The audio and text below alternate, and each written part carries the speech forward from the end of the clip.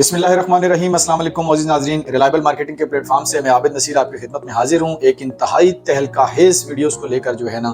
کہ آج بحریہ ٹاؤن کے روئے رواں بحریہ ٹاؤن کے چیئرمین ملک ریاض حسین صاحب کی تمام منقولہ و غیر منقولہ جائیداد کو ضبط کرنے کا حکم جاری کر دیا گیا ہے۔ اس کے حوالے سے کیا ڈیٹیل ہیں اور اس خبر کا اور اس کیس کا جو القادر ٹرسٹ کیس میں ان کو احتساب عدالت نے جو ان کی جائیداد ضبط کرنے کا اور ان کو اشتہاری قرار دینے کا آرڈر جاری کیا ہے، اس کے بحریہ ٹاؤن کے جتنے بھی فیزز ہیں، چاہے وہ راولپنڈی کے اندر ہیں، بحریہ ٹاؤن راولپنڈی ہے، بحریہ ٹاؤن اسلام آباد ہے، بحریہ ٹاؤن لاہور، بحریہ ٹاؤن کراچی، ان سب پہ کیا اثرات پڑیں گے اور ان لوگوں کی جن لوگوں کی پراپرٹیز جو ہے بحریہ ٹاؤن کے اندر موجود ہے ان پہ کیا اثرات پڑیں گے۔ اور بتایا یہ جا رہا ہے کہ تمام سرکاری اداروں کی طرف سے بحریہ ٹاؤن کے جو دفاتر ہیں وہ سیل کیے جا رہے ہیں، ٹھیک ہے، ان کے تمام اکاؤنٹس منجمد کیے جا رہے ہیں اور ان کی تمام جو جائیداد ہے جس میں منقولہ غیر منقولہ جائیداد میں گاڑیاں وغیرہ اور بہت سی چیزیں آ جاتی ہیں، وہ ساری جو ہے وہ گورنمنٹ کی کسٹڈی میں لی جا رہی ہیں۔ تو اس کے حوالے سے آپ کے ساتھ ایک ڈیٹیل ویڈیو میں شیئر کروں گا، آپ نے یہ ویڈیو لازمی دیکھنی ہے، خاص طور پر جو بحریہ ٹاؤن سے منسلک لوگ ہیں جنہوں نے بحریہ ٹاؤن کے اندر انویسٹمنٹ کی بھی ہے، ان کے لیے انتہائی امپورٹنٹ جو ہے وہ یہ ویڈیو ہوگی۔ اگر آپ لوگ ہمارے چینل پہ نئے آئیں تو سب سے پہلے ہمارے چینل کو سبسکرائب کریں، لائک کریں اور شیئر کریں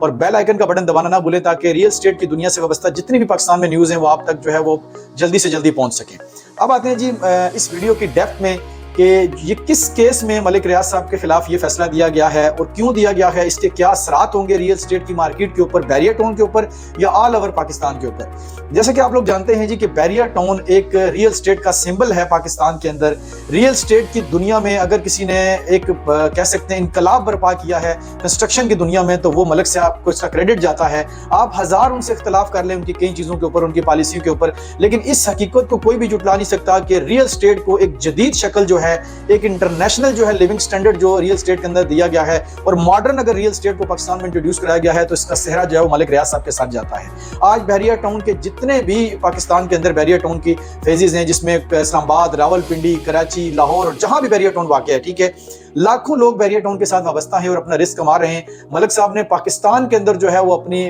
پیسے کو لگایا، پاکستان کے اندر اپنی زیادہ جو ہے وہ ڈیولپمنٹ کی، یہیں پہ جو ہے وہ لوگوں کے لیے روزگار کے ذرائع پیدا کیے۔ میں نے آپ کو جیسے پہلے کہا کہ آپ کئی چیزوں پر ان سے اختلاف کر سکتے ہیں لیکن اس حقیقت کو بھی نہیں جھٹلا سکتے کہ صرف بحریہ ٹاؤن، راولپنڈی اور اسلام آباد کی اگر آپ جو بحریہ ٹاؤن کے ساتھ لوگ منسلک ہیں، سیلری بیس جو لوگ ہیں وہ بھی ہزاروں کی تعداد میں، ٹھیک ہے، اور بحریہ ٹاؤن میں ان بحریہ ٹاؤن کے ذاتی امپلائز کے علاوہ جو لوگ بحریہ ٹاؤن کے اندر بزنس کر رہے ہیں ان کی بھی ہزاروں میں تعداد ہے۔ تو ایک ایسا جو ہے وہ ہاؤسنگ سیکٹر ڈیولپ کرنا جس کے اندر ہزاروں لوگوں کا روزگار وابستہ ہو، یہ اتنا آسان کام نہیں ہے۔ کہنے میں تو بہت سی چیزیں آسان لگتی ہیں لیکن یہ بہت مشکل تھا اور ملک ریاض صاحب کو اس کا کریڈٹ دینا چاہیے کہ انہوں نے جو ہے ایک قلیل عرصے کے اندر ایک بہت بڑا جو ہے وہ ہاؤسنگ سیکٹر ڈیولپ کیا۔ گورنمنٹ لیول پہ بھی گورنمنٹ اتنے کام نہیں کر سکتی جتنے ملک صاحب نے جو ہے وہ روزگار کے مواقع پیدا کیے پاکستانیوں کے لیے۔ آگے چلتے ہیں جی کہ کس کیس میں یہ فیصلہ دیا گیا ہے۔ یہ جناب القادر ٹرسٹ کیس ہے جس میں عمران خان صاحب بھی جو ہے وہ سمجھ لیں کہ اڈیالہ جیل میں قید ہیں اس سلسلے میں، ٹھیک ہے، اور ایک کیس ان کے اوپر چل رہا ہے۔ کیس تو ہر بہت سے چل رہے ہیں لیکن ان میں سے ایک کیس القادر ٹرسٹ کیس بھی ہے جو سہاوا میں ایک یونیورسٹی بنی ہے، اس کی زمین کا کوئی کیس تھا جو 190 ملین پاؤنڈ جو ہے وہ ٹرانسفر ہوئے ہیں۔ خیر اس کی ڈیٹیل میں اتنا نہیں جائیں گے کیونکہ یہ لوگ آپ نیوز میں سن چکے ہوں گے۔ اس کیس کے اندر جو ہے وہ ملک ریاض صاحب کی، آپ کو قانون کا اگر پتہ ہو تو ان چیزوں کا نالج آپ کو ہوگا کہ جب کوئی بھی شخص کسی کیس کے اندر پیش نہیں ہوتا عدالت کے اندر تو اسے اشتہاری قرار دے کر اس کی تمام منقولہ و غیر منقولہ جائیداد کو ضبط کرنے کا حکم جاری کر دیا جاتا ہے، اور ملک ریاض صاحب اور ان کے بیٹے کے عدالت میں پیش نہ ہونے کی وجہ سے یہ آرڈر جاری کیا گیا ہے۔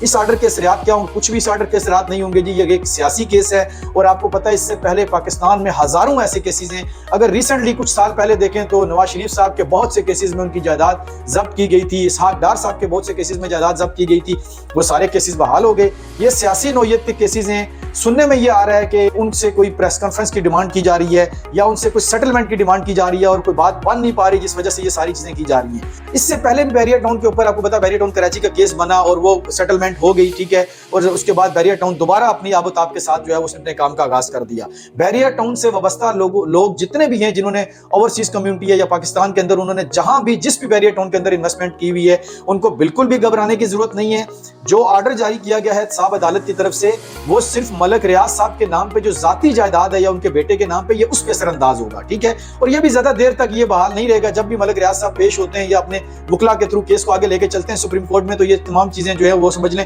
ریٹرن ہو جائیں گی، ٹھیک ہے۔ میرا آفس خود بحریہ ٹاؤن کے اندر ہے اور پوری آب و تاب کے ساتھ بحریہ ٹاؤن کے اندر تمام جو سیکٹرز کے لوگ ہیں وہ کام کر رہے ہیں۔ کسی قسم کا کوئی ایسا نہیں ہے کہ بحریہ ٹاؤن پورا ہی سیل ہو گیا ہے، بحریہ ٹاؤن بند ہو گیا ہے اور تمام کاروباری سرگرمیاں بحریہ ٹاؤن کے اندر بند ہو گئی ہیں، تو بالکل بھی ایسا نہیں ہے۔ بالکل آپ کو پریشان ہونے کی ضرورت نہیں ہے، پرسکون پرسکون رہیں. اس طرح کے کیسز سیاسی نوعیت کے اور جو ہے وہ پولیٹیکل لیول کے اور اس کے بزنس کے انٹرسٹ سے ریلیٹڈ چیزیں جو ہیں وہ مطلب پاکستان میں ہوتی رہتی ہیں, ٹھیک ہے. اور آپ کو بالکل ٹینشن لینے کی ضرورت نہیں ہے, پینک نہ ہوں, نہ ہی کسی کی باتوں میں آ کر اپنی پراپرٹی کو سیل کرنے کی کوشش کریں. اس طرح کے کیسز بنتے رہتے ہیں ان شخصیات کے اوپر. اس سے پہلے بھی بہت ساری شخصیات کے اوپر اس طرح کے کیسز بن چکے ہیں, ٹھیک ہے. اور انشاءاللہ تعالیٰ بہت جلد آپ کو بحریہ ٹاؤن اپنی دوبارہ آباد آپ کے ساتھ نظر آئے گا. مجھ سے کسی ایک دوست نے سوال کیا تھا ایک دفعہ NOC کے بارے میں کہ یہ NOC کیا ہے, تو میں نے ازرا مذاق ان کو کہا کہ یہ NOC آپ کا اداروں کے ساتھ سیٹلمنٹ کا نام ہے, ٹھیک ہے. اسی طرح یہ جتنے کیسز بنتے ہیں یہ آپ یہی سمجھ لیں کہ یہ آپ کا اداروں کے ساتھ سیٹلمنٹ کا نام ہے. جب آپ کی سیٹلمنٹ ہو جاتی ہے ایک ہی مہینے کے اندر سارے کیس واپس ہو جاتے ہیں. ابھی آپ میاں نواز شریف صاحب کے کیسز کو دیکھ لیں کہ ان کو سزا ہو گئی, یعنی کہ وہ مجرم ڈکلیئر ہو گئے, 5-7 سال کی ان کو سزا تھا ہوگی مختلف کیسز کے اندر, اور ایک ہی جھٹکے میں دیکھیں کہ سارے کیسز ختم ہو گئے, ٹھیک ہے. میں کوئی پولیٹیکل بات نہیں کرنا چاہتا, لیکن اوور ویو بتا رہا ہوں کہ ہمارے ملک میں قانون کے ساتھ کس طرح کے کھلواڑ کیے جاتے ہیں, عدالتوں کا سسٹم کیسا ہے اور باقی اداروں کا سسٹم کیسا ہے. تو بالکل پریشان نہ ہوں, پینک نہ ہوں. انشاءاللہ تعالیٰ بحریہ کی پراپرٹی دوبارہ بہت جلد بہتر ہوگی اور بہت جلد آپ کو ایک اچھا ریٹرن بھی کمانے کو ملے گا. اور کسی بھی قسم کی اگر آپ کو کوئی پریشانی ہے تو ہمارا نمبر اسکرین پہ دیا گیا ہے, بحریہ ٹاؤن کے حوالے سے کسی قسم کی آپ کو انفارمیشن چاہیے تو ہم سے رابطہ کر سکتے ہیں. Thank you so much G.